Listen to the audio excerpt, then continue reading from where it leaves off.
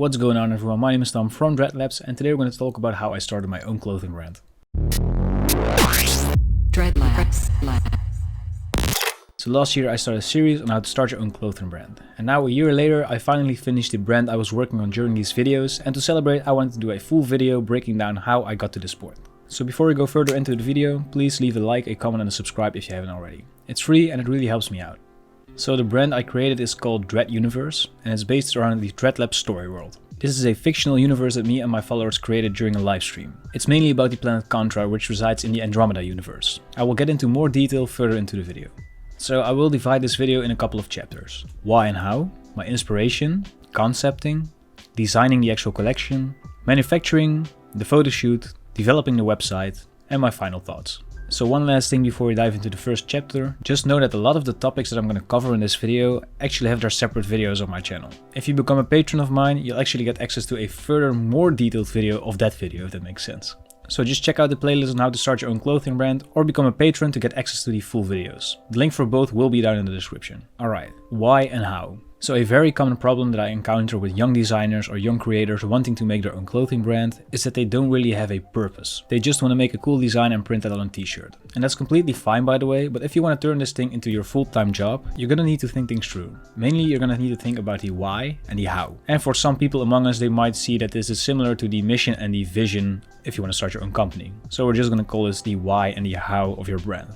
Now let me explain what that actually means. A good question to ask yourself is, why does my brand need to exist in this world?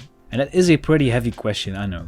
For example, you could say that you want to eliminate fast fashion and you want people to think about the environment more. And then your why, the reason for existing is basically you want to make more sustainable streetwear clothing so people won't buy Shein or H&M or whatever. However, it doesn't necessarily need to be a heavy loaded question. For example, you can also make your brand revolving around representing local artists in your area. A good example from Daily Paper Clothing is that they want to represent African culture and heritage, as all three of the founders of the brand have African descent. In the case of my brand, Dread Universe, I wanted to showcase bits and pieces of the fictional Dreadlabs Storyworld, and I want to do that by translating parts of my story onto the clothing.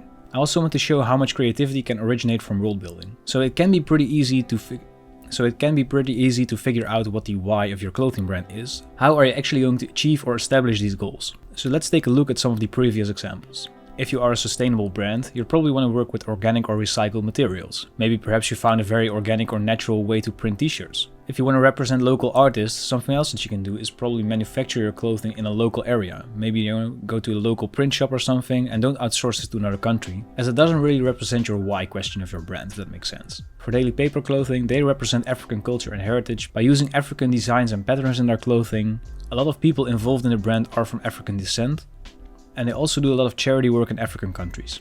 For Dread Universe, I actually make design pieces based off the story world and put those onto clothing. I also bring the visual aesthetic of the story world onto every visual that comes with the brands, such as the website and the photoshoots. So when I got my why and my how, I started looking for inspiration. I started making mind maps with different parts of the story world and seeing if I could translate those onto different kinds of collections.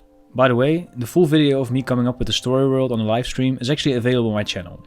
If you want to see it, there's a link down in the description. There's also a link to an article on my website where I just have a quick recap so you can read all about the Dreadlabs universe. With some of the concepts written down, I wanted to make a visual mood board with some of the ideas that I had. Keep in mind that this mood board wasn't really about making the clothing collection or any of the clothing yet, but this was just to visualize the aesthetic of the story world that I had in my head. When this mood board was finished, I started a mood board for the actual clothing. I made 4 separate mood boards, one for fitting, one for color, for print designs and for materials. Now that I had some visualization done, I knew what concept I wanted to do for the first collection. In Dreadlabs Storyworld there are a lot of illegal futuristic raves. One of the main attractions of these raves is a mech suit called the Cybernetic Sound Unit. So this mech suit is controlled by a mysterious pilot and plays at these raves. I wanted the collection to revolve around the Cybernetic Sound Unit, or C.S.U in short, as well as some of the other aspects of the Andromeda rave scene. Another idea I had involved cloud tears, which is an illegal drug in the futuristic rave scene, which comes from the toxic gas surrounding the Contra planet.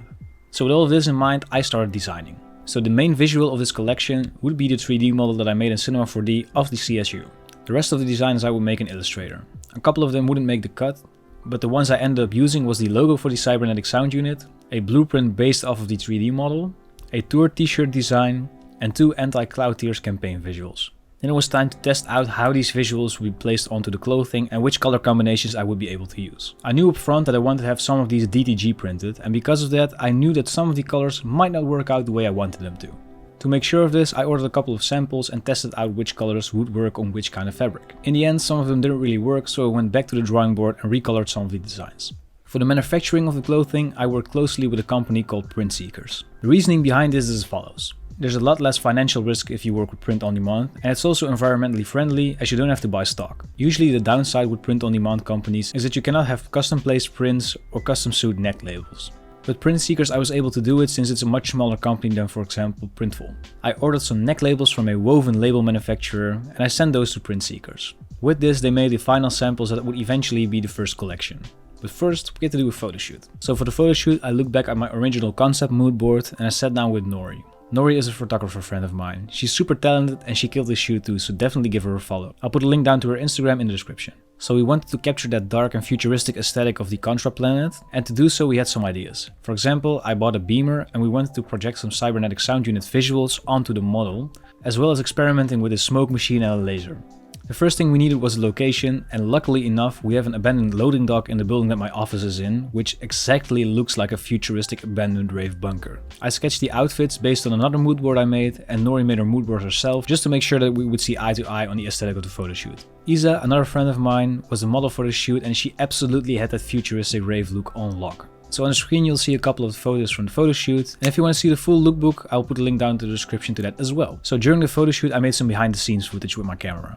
I filmed everything in portrait mode as I wanted to use these short clips for reels, as Instagram prefers video over photo now. So when the photoshoot was done, we had two more tasks to do at this point. Prepare the website and do the product photos. I have a green screen backdrop in my office that I use for recording DJ sets, so I simply ordered the same paper roll in white so that I could use that for the photoshoot.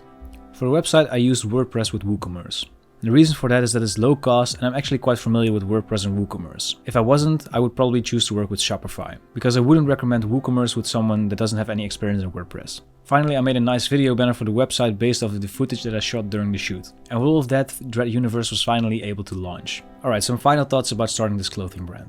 So in the end, manufacturing and sampling took quite a long time, and that's because I didn't really have time myself to keep up with this project. And that's mainly because in between I moved into a new office space, which delayed a couple of things.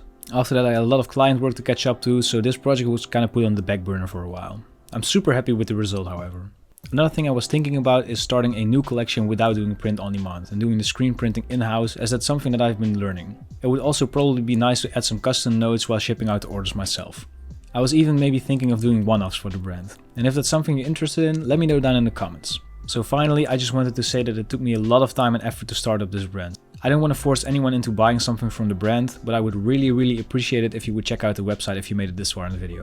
If you're interested in getting some of the files and the guides of this project, you can actually get them by becoming a patron.